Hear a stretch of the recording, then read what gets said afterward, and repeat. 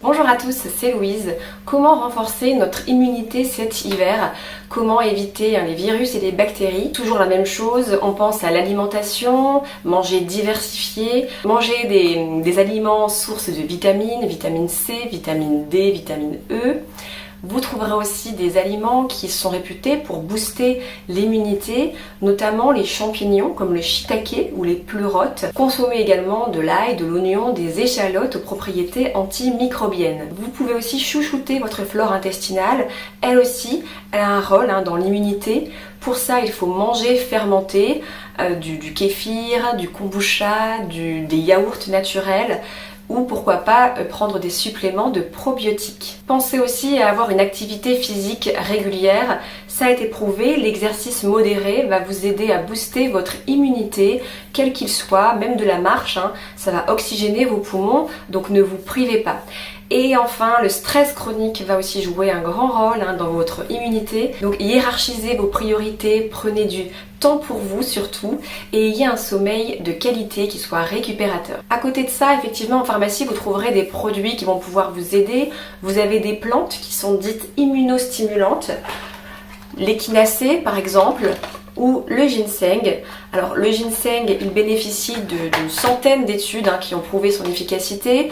Les racines de ginseng vont améliorer la résistance de votre organisme face aux attaques microbiennes.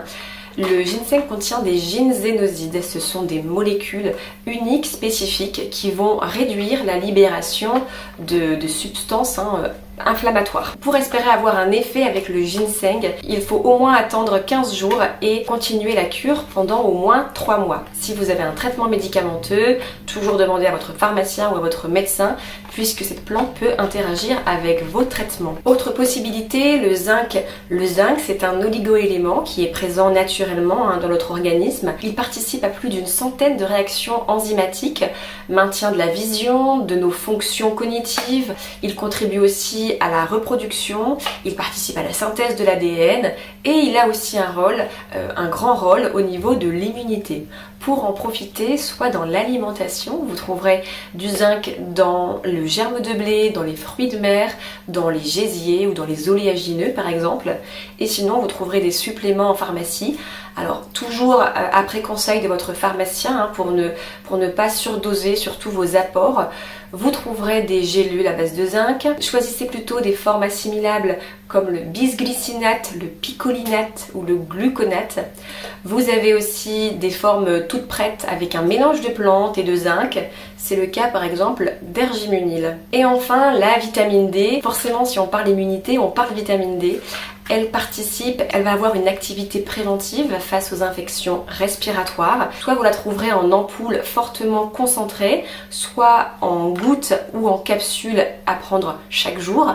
Je vous conseille plutôt la dose journalière puisqu'elle est mieux assimilée, donc l'effet serait meilleur d'après les dernières études.